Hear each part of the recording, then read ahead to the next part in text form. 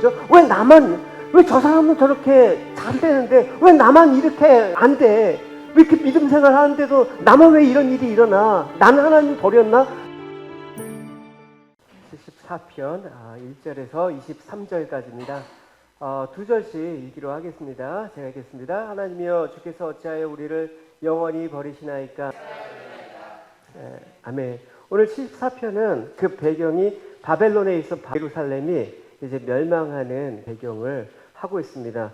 그러니까 시인은 예루살렘이 바벨론의 침략으로 인해서 무참히 짓밟히고 성전이 파괴되는 참혹한 현실을 눈앞에 목도하고서 그 상황을 허락하신 하나님께 탄원하는 것입니다. 약간 원망도 있고 불만도 있고 하나님의 그 신실하심에 대한 약속에 대한 의심도 있는 그런 겁니다. 그러나 시는 다시 하나님의 그 언약을 호소해서 다시 이스라엘을 회복시켜 주기를 호소하고 있습니다.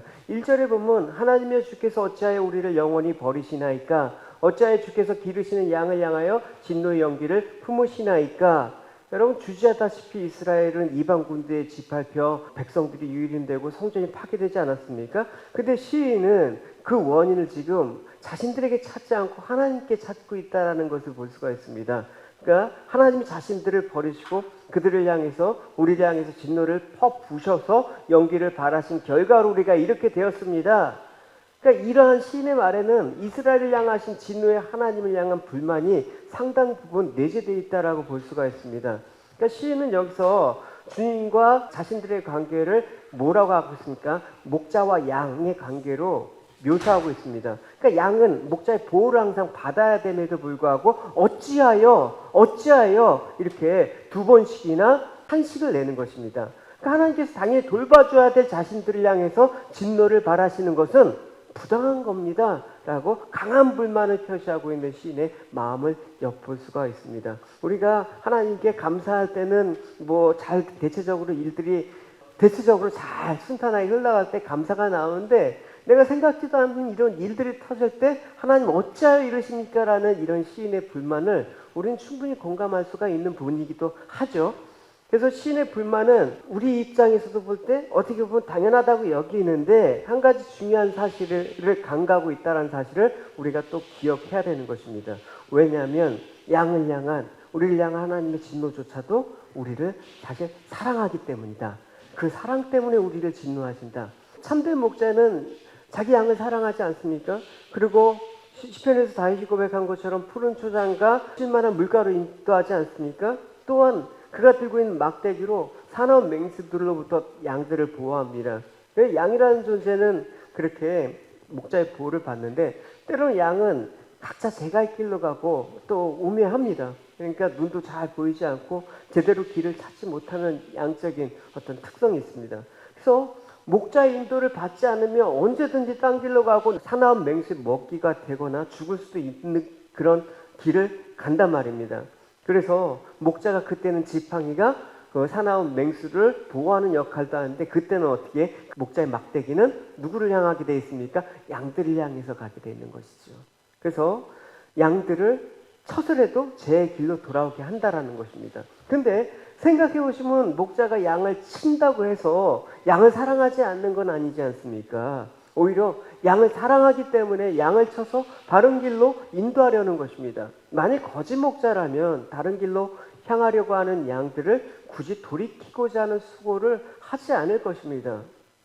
참된 목자는 그럴 수가 없는 것이죠. 한 사람이라도 늘 99마리의 양들이 있다고 하더라도 71마리 양 때문에 마음이 아픈 거예요. 하나님은 당신의 백성을 징계하신다면 그를 사랑하지 않기 때문이 아니라 진정으로 사랑하기 때문이다. 하나님께서 그릇된 길로 가서 영원한 멸망의 길로 가지 않도록 우리를 징계하심으로 제 길로 돌아오게 하신다. 그게 목자의 지팡이라는 것입니다. 그래서 유다의 멸망이라는 극단적인 처방을 하신 것도 다 이유가 있는 것입니다. 그래서 히브리서 기자는 그들을 잠시 자기 뜻대로 우리를 징계하였거니와 오직 하나님은 우리의 유익을 위하여 그의 거룩하심에 참여하게 하시느니라 라고 얘기를 하고 있거든요. 그러니까 우리가 과연 하나님의 징계를 당할 때 우리가 과연 원망하기보다는 하나님이 우리를 사랑하셔서 징계할 수밖에 없는 그 하나님의 마음을 우리는 헤아리고 있는가? 그것도 한번 물어봐야 되는 것입니다.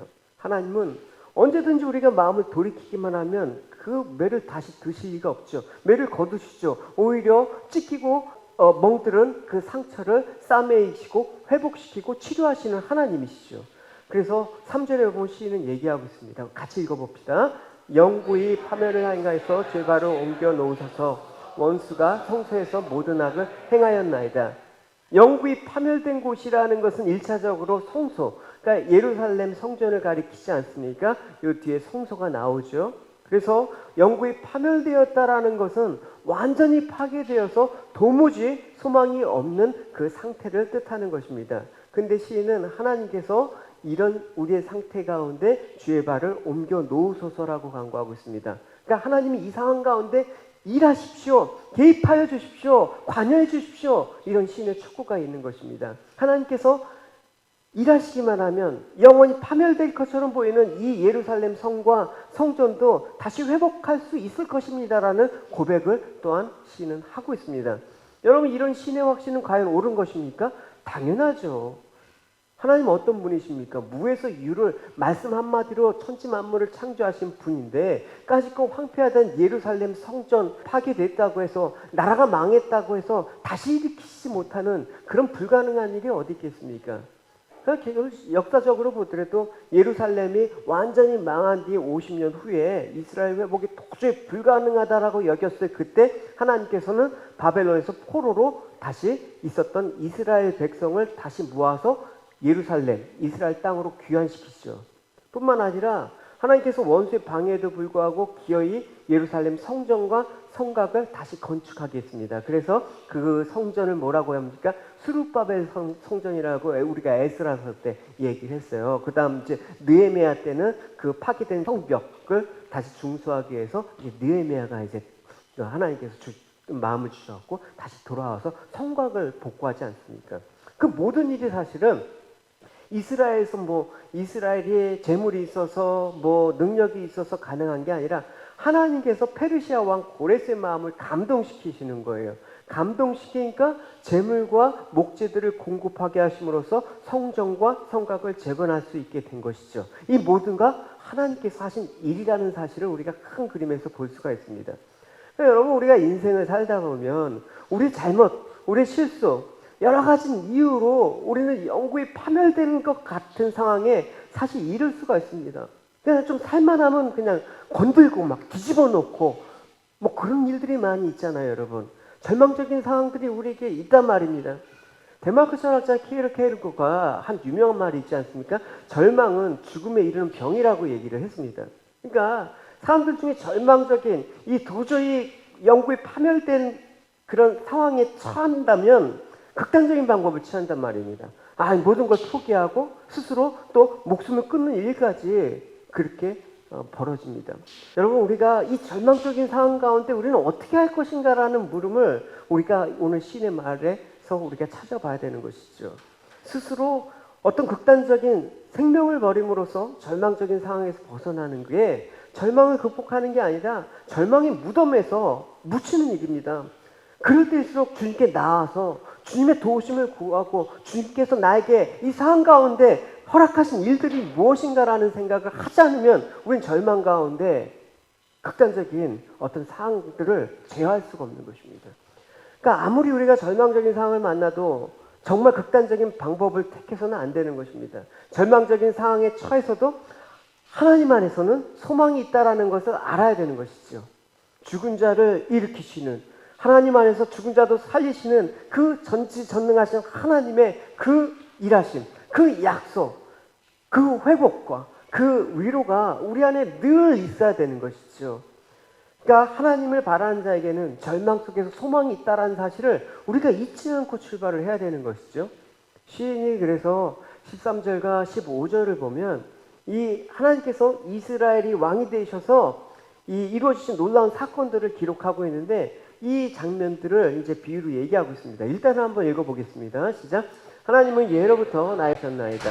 이게 지금 하나님께서 애굽왕을 굴복시키고 홍해를 가르시고 백성들을 출애굽하셔서 가나안 땅으로 들어가게 하신 하나님께서 하신 일들을 지금 시인은 얘기하고 있는 것입니다. 우리가 마침 출애굽기를 묵상하고 있잖아요.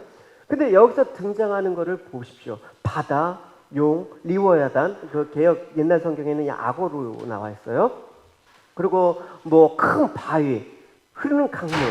이거는 인간의 힘으로는 도저히 통제할 수 없는 존재를 상징하는 거로 말합니다. 내가 아무리 힘들어서 아무리 노력해도 이기려고 해도 물리칠 수 없고 꼼짝할 수 없는 그 두려움의 존재들을 상징하는 거란 말입니다. 이걸 다 누가 부수셨다? 하나님이 부수셨다라는 것입니다. 하나님이 길을 내시고 하나님이 사막에 강을 내시는 그 하나님. 그래서 하나님은 우리가 하나님 나라로 갈 때 우리 앞에 버티고 있는 절망과 그 좌절, 이 느끼게 하는 것들을 그게 죄의 권세죠. 그 죄의 권세를 깨트리면서 거침없이 우리를 앞으로 가게 하시는 분이시다. 이를 위해서 우리에게 특별히 앞서가시는 분, 예수 그리스도를 우리 앞에 세우시지 않았습니까?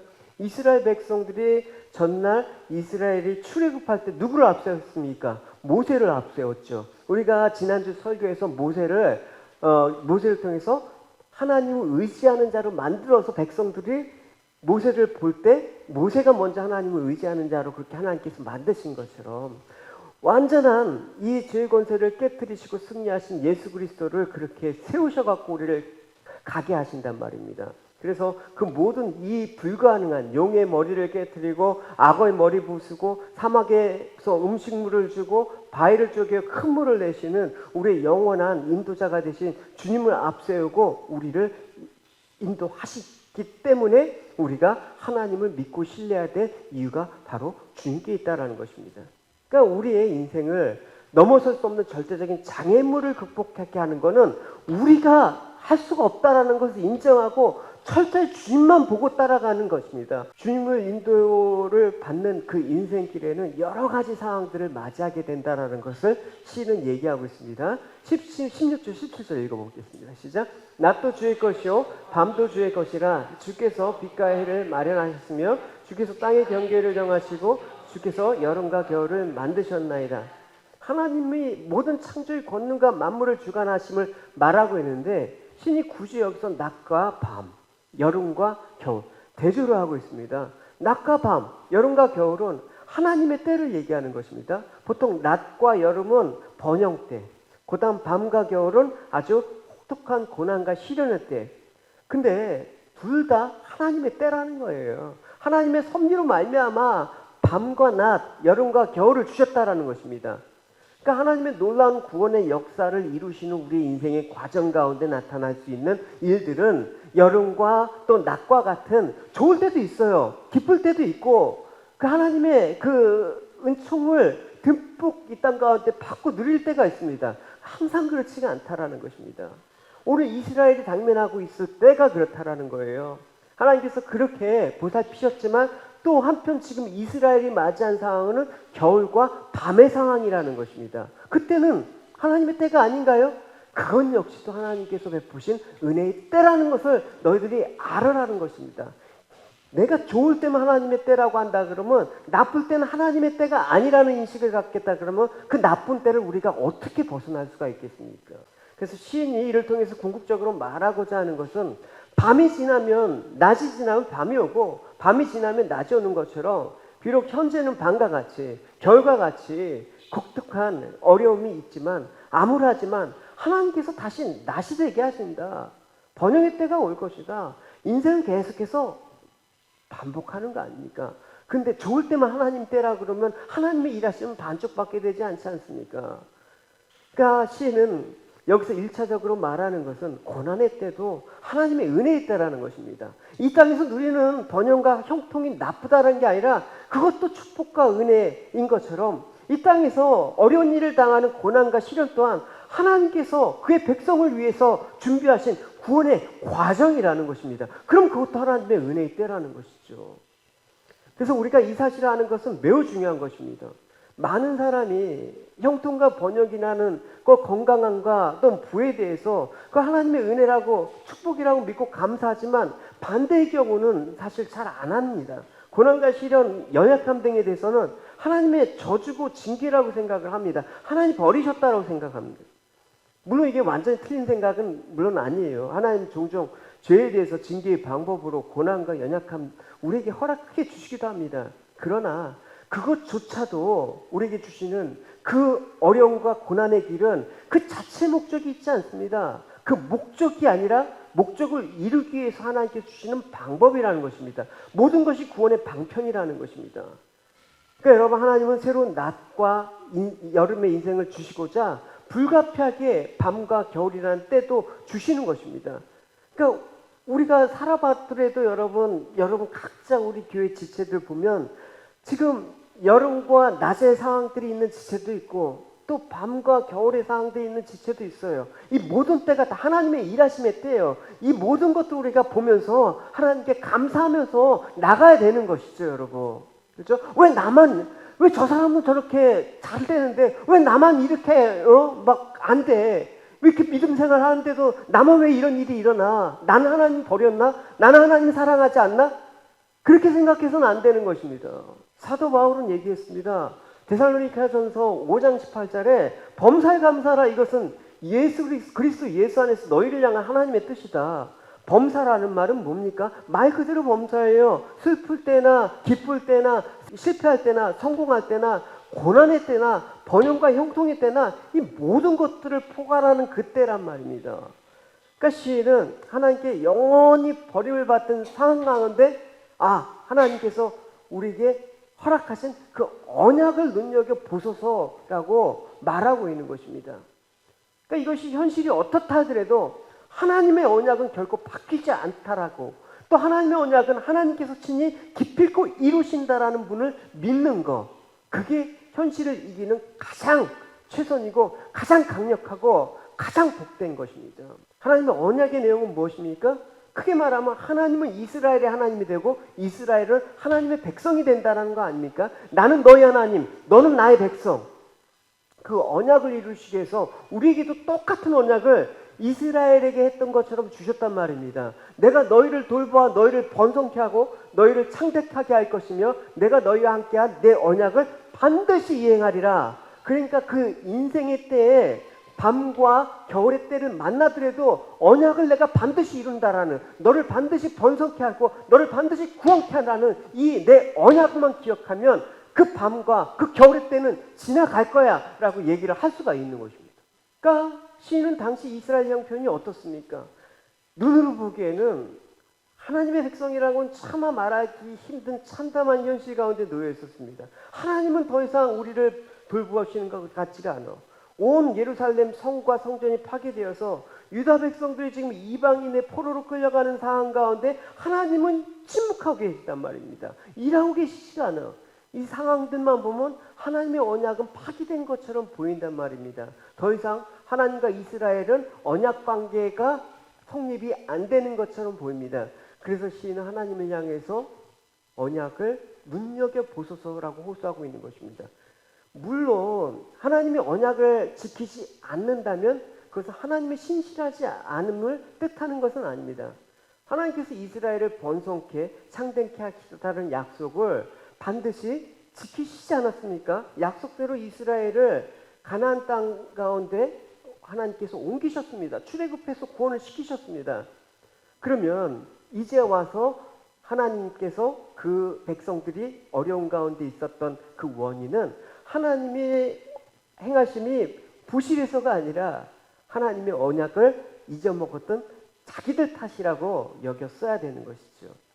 그래서 하나님은 이스라엘에게 할 도리를 다 했지만 남은 것은 이스라엘의 태도인데 그들이 가나안 땅에서 어떻게 합니까? 하나님 말씀에 순종하지 않았습니다. 하나님을 배신하고 우상을 숭배하고 하나님 백성으로서 도저히 할 수 없는 악행들을 저지르는 그런 과정 가운데 하나님께 수많은 선지자를 보내고 하나님께서 그렇게 수많은 말씀을 하셨지만 계속해서 돌아와라, 회개하라 이렇게 말씀하셨지만 끝내 하나님의 그 신실하신 하나님의 언약을 이스라엘 백성 쪽에서 무시한 것입니다. 그러니까 상황 가운데 하나님 왜 언약을 지키지 않으셨습니까? 라고 따질 수가 없는 것입니다. 하나님 왜 이렇게 은혜를 우리에게 베푸시지 않았습니까? 따질 수가 없는 것입니다. 그러나 시인이 하나님께서 언약을 돌아보시라고 한 것은 하나님이 언약을 지키지 않으셨다고 따진 건 물론 아닙니다.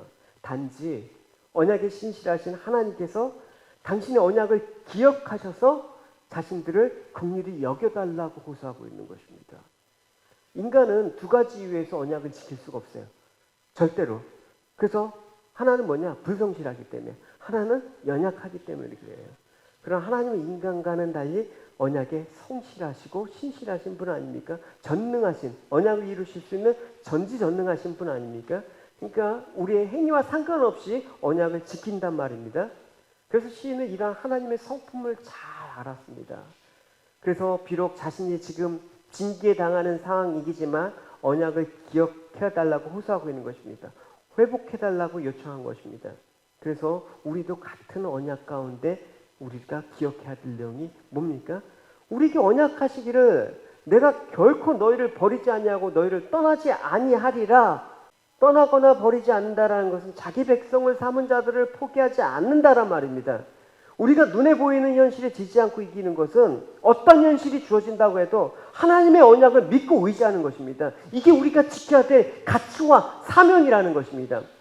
출애굽 때 모세가 들어가갖고 내 백성들을 보내라 해갖고 하는데 바로가 열받아갖고 내가 왜 보내? 내가 여호와가 누군지 알지 못하려 하면서 오히려 백성들에게 혹독한 노동을 더 부과했단 말입니다. 그랬더니 백성들이 원망이 하잖아요, 여러분. 내가 하나님께서 언약을 이루신다는 그 가치를 붙잡지 못하면 눈에 보이는 가치에 쫓아가요, 여러분. 근데 그 가치는, 눈에 보이는 가치는 우리를 살릴 수가 없단 말입니다. 눈에 보이지 않는 가치. 그러나 우리는 눈에 보이지 않지만 그 가치의 존재를 믿고 있어. 그 가치의 존재를 믿고 그 가치를 하나님께서 이루신다는 그 믿음으로 나갈 때 우리가 믿고 있는 그 가치는 귀중한 거란 말입니다. 그 사람이 존귀하다라고 여기는 것은 하나님이 나에게 주신 이 언약을 이루신다는 이 가치가 있는 사람은 존귀한 거예요, 여러분. 이 땅에 눈에 보이는 어떤 거를 소유하고 있다라고 해서 그 사람을 가치 있다라고 여기지 않아요, 여러분. 그래서 어떤 현실에 주어진다고 해도 내가 부유할 때나 내가 풍경할 때나 내가 어떠한 때라도 하나님께서 주신 내게 언약을 믿고 의지하는 자에게는 능치 못함이 없다라는 것을 여러분 기억하는 것입니다. 능치 못하다는 것은 이 상황을 내가 의지하고 내 힘으로 극복하겠다라는 거 아니라 이 상황을 하나님께서 일하신다라고 믿는 것입니다. 그러니까 능치 못함이 없는 것이죠. 주체가 하나님이라면 이 모든 상황을 하나님께서 능치 못함이 없는 하나님임을 고백할 수 있는 상황으로 하나님께서 이끌어 가신단 말입니다. 비록 지금 하나님이 계시지 않는 상황들이 계속되고 내가 버림을 받는 좀 뭔가 정신 차리고 좀 뭔가 좀 하려고 하면 뭐 이상한 일들이 터져갖고 나를 힘들게 하는 비참한 상황이 주어진다고 해도 하나님의 언약은 신실하시고 파기되면 없음을 믿고 하나님의 일하심을 믿는 것이 진정한 성도의 승리가 되는 것입니다. 할렐루야. 하나님은 언약을 이루시는 분이십니다. 그래서 성경은 하나님의 언약과 관계도 있는 거기 때문에 하나님 말씀의 능력이 있는 것입니다. 하나님이 함께 하시고 자기 백성을 도우시고 인도하시는 그 모든 일은 언약의 성취라는 방향으로 흘러가게 되어 있는 것입니다. 그러니까 우리 삶에 사실 별의별 일이 다 일어나도 결국 그 방향은 하나님의 언약의 성취 방향에 우리가 참여하고 있는 것입니다. 그러니까 우리가 복된 존재라는 것이죠. 그러니까 성도가 어떤 상황에서도 포기할 수 없는 이유가 바로 이건 것입니다. 내 삶을 존귀하게 여기십시오, 여러분. 세상에서 형통하고 여름이나 또 낮의 때라고 해서 내가 좀 세상에서 할 때도 여러분 자신을 존귀하게 여기시지만 밤과 겨울의 때에도 여러분 형편없는 버림받은 자식이라고 생각하지 마십시오, 여러분. 하나님의 언약의 성취를 위한 하나님 과정에 참여하고 있는 사람이다. 그게 있어야지 여러분 현실을 뭘로 이길래요, 여러분? 현실을 어떻게 이길 수가 있습니까? 이길 방법이 없습니다. 그래서 하나님은 왜 성전이 이방인에게 지팔국인데 가만히 계십니까? 우리가 그 점을 생각하시기 전에 우리가 하나님 이때를 주신 거는 이방인이 이스라엘 치고 이 성전을 짓밟고 있는 이 모든 일을 이 일 또한 하나님의 일이다라는 생각을 해야 되는 것입니다. 하나님 가만히 계시는 게 아니라 이것도 일하고 계시다라는 그 생각을 갖고 하는 것입니다. 그 일이 이스라엘에게 너무나 큰 고통으로 주어졌기 때문에 하나님의 일하심이 보이지가 않는 거예요. 이해가 가요. 그죠? 우리 삶의 무게가 이해가 간단 말입니다. 너무나 힘들고 할 때 정말 아무것도 보이지 않는데 아무것도 보이지 않는다고 죽으라고 내둘 수는 없지 않습니까, 여러분? 그때 다시 하나님의 언약을 기억하면서 말씀의 자리로, 다시 예배의 자리로, 다시 기도해야지 사는 수밖에 없는 것입니다. 그래서 하나님께서 이방인들을 동원해서 성전을 짓밟게 하시는 것은 평소 이스라엘 백성들이 성전을 우습게 알았습니다. 그렇기 때문에 하나님께서 이 이스라엘이 하나님 성전을 얼마나 우습게 멸시했는지 그걸 보이시기 위해서 이방인들을 보내시고 성전을 짓밟도록 하나님께서 내버려 두신 것입니다. 그걸 통해서 이스라엘이 깨닫게 된 것은 뭡니까? 우리가 잘나서 하나님께 선택을 받은 선민이 아니라 우리 역시도 하나님의 버림받은 존재가 마땅하구나라는 것을 깨달으라는 것입니다. 그래서 시편 기자는 그처럼 버림받은 자리에서 언약을 바라보는 것입니다. 예수님의 말씀을 다 믿고 구원을 받은 사람들을 여러분 생각해 보십시오. 그들이 어떤 자리였습니까? 버림받은 자리에서 하나님께서, 예수님께서 내가 구원을 받았다라고 선포가 임하는 것입니다. 삭개오도 그렇고요, 문둥병자도 그렇고, 혈액병 여인도 그렇고, 다 그런 것입니다. 그 버림받아 마땅하지만 그런 우리까지 건져주신 하나님의 언약을 생각해 보란 말입니다. 그러면 그 언약이 어찌 여러분 함부로, 하나님 말씀이 어찌 그냥 함부로 대할 수가 있겠습니까? 버림받아 마땅한 우리를 살리셨는 그 하나님의 말씀이 어찌 귀하지 않을 수가 있겠습니까? 하나님은 우리를 보시고 일하지 않습니다. 우리가 착하게 성도답게 살아가고 우리의 선한 것을 보고 사망에서 건진 게 아니라 하나님께서 우리에게 일방적으로 그냥 택해 주시고 내가 긍휼히 여긴 그런 은혜를 받았기 때문에 그런 것이죠. 우리 자신만을 본다 그러면 그 누구도 구원을 꿈꿀 수 없는 그냥 엉망으로 살아가는 사람들입니다. 버림받고 저주받아야 돼 영원한 사망에 들어간다고 해도 할 말이 없고 자격을 따질 수 없는 우리들인데 하나님이 언약을 하셨어. 그러면 우리를 보시는 게 아니라 하나님은 언약을 기억하시고 언약을 이루시기 위해서 일을 하시기 때문에 우리 안에 생명이 있게 하신 것입니다. 할렐루야. 어리석은 사람들은 그걸 보지 못하는 것입니다. 내가 잘만 하면 하나님께 복을 받을 수 있고 구원을 받을 수 있을 거라고 착각하는 것입니다. 조금만 착한 모습을 보이면 내가 믿음을 잘 실천한 결과이다. 내가 조금만 잘 되면 내가 그래 착하게 산 결과이다. 내가 그래서 하나님께 복을 받을 자격이 있다라고 생각하는 게 우리란 말입니다. 하나님은 그런 우리를 착각해서 깨어나시기 위해서 오늘도 우리를 버림받은 자리까지 밀어놓으신다라는 것입니다. 안 그러면 우리는 겸손해질 수가 없는 것입니다. 마치 그때 하나님 계시지 않는 것처럼 잠잠하고 아무리 기도하고 아무리 예언이 있다해도 도와주지 않는 고통 가운데 하나님께서는 방치하시기는 그런 상황 가운데 놓여 있게 되는 것입니다.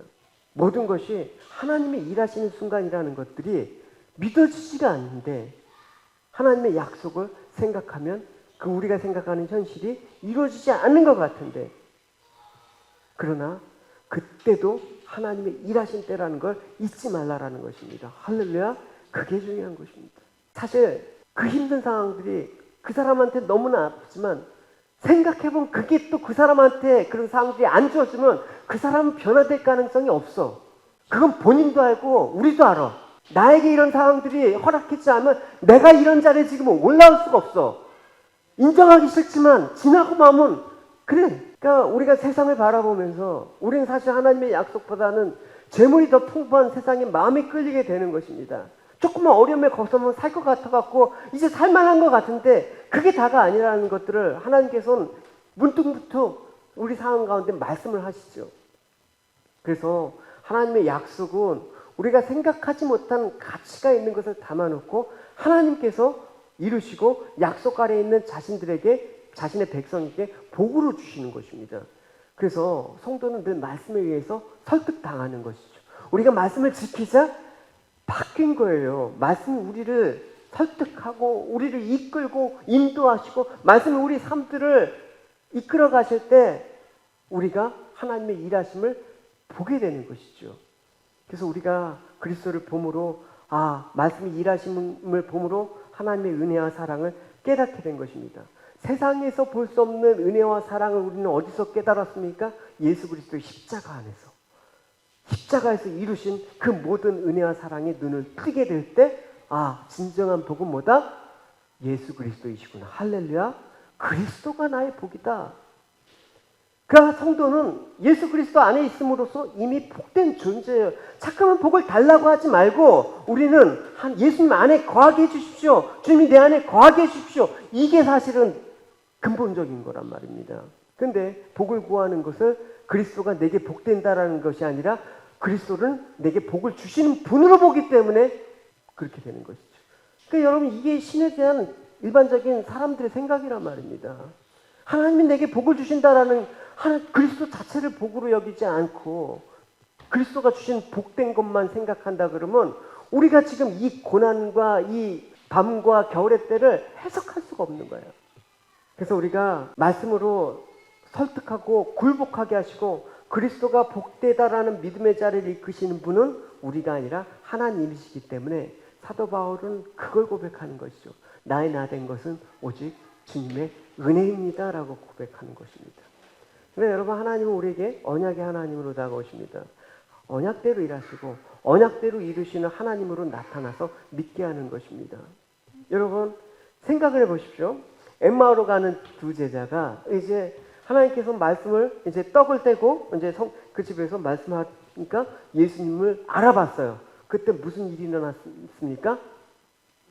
예수님이 사라졌어요. 여러분, 예수님께서 옆에 있는 걸 보자마자 예수님 왜 없어지셨습니까? 이제 말씀이 너희 안에 살아있다라는 걸 얘기해 주기 때문에 그래요. 자꾸만 눈에 보이는 어떤 가치를 쫓아가는 우리가 진짜 예수 믿는 건지 우상을 믿는지 여러분 헷갈리다가 여러분 우리는 속는단 말입니다.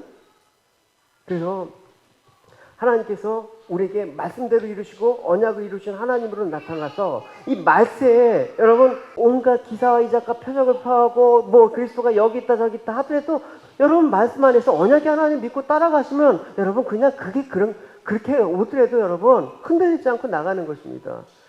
그래서 우리를 때로는 버림받은 현장으로 밀어놓으실 때 어떻게 그런다? 주님께서는 언약의 하나님을 바라보게 하시는 은혜의 때다. 할렐루야. 성도는 자기 형편 안에서 탄식과 고민과 염려가 나오지만 하나님의 언약 안에서 그리스도가 내 안에 계심을 알 때 이 탄식 가운데 소망을 바라보게 되는 것입니다. 장차 하나님께서 이루시는 그 나라를 바라보게 되는 것입니다. 우리가 인생을 살다 보면 시인처럼 오늘 1절처럼 어찌하여 이렇게 탄원할 수밖에 없는 상황들이 만납니다. 그거를 여러분 이기라고 얘기하면 이길 사람이 누가 있습니까? 힘내라고 얘기해도 그게 여러분 정말 힘이 나십니까? 괜찮아질 거야 하는데도 그게 괜찮아집니까? 그때가 하나님의 때야 라는 사실을 우리는 고백할 수밖에 없어요.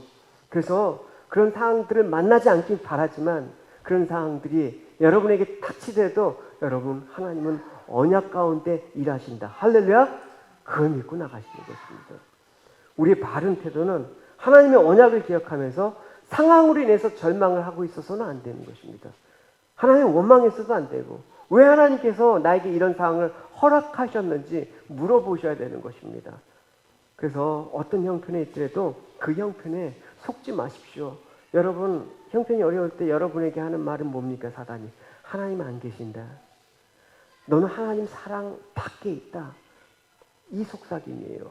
그러나 우리가 언약의 하나님 믿는 그 믿음은 나는 원래 본래 버림받아 마땅한 사람이지만 하나님의 언약 가운데 그 언약을 이루시는 그 사랑 안에 내가 있다라고 고백을 해야 되는 것입니다.